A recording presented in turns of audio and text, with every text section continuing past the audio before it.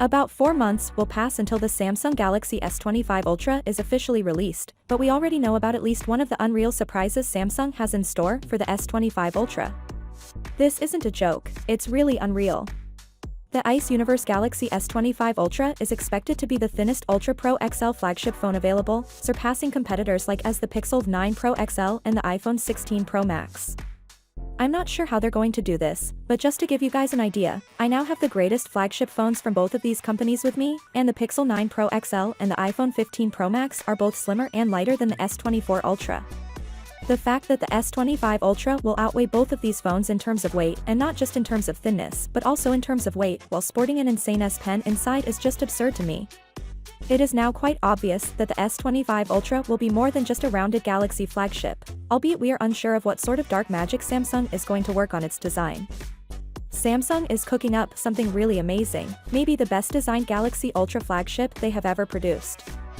Additionally, according to news reports, Samsung is hard at work developing not just One UI 7.0 but also One UI 7.1, despite the fact that the US carrier-locked Galaxy S25 Ultra does not yet have the first build of the software available. The fact that Samsung is releasing the One UI 7.1 leak so soon suggests that the company is cooking up some very cool features for this software update, which will undoubtedly be based on the 15 and will naturally be designed to work right out of the box with the S25 family of phones.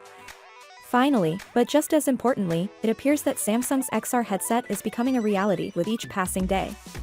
This is because, as per a leak discovered in the Geekbench database, the Samsung XR headset, model number SML130, is real and runs Android 14 with a 16GB RAM Snapdragon XR Plus dual-generation processor. We'll see how this performs in real life since this is the first XR headset created in partnership with Qualcomm and Google, although I must admit that the benchmark scores are a little low, so I'm not sure whether this is the final result. Finally, what are your thoughts about it? So without being said, let me know your thought in the comment below, and if you are new here, please subscribe. Peace out.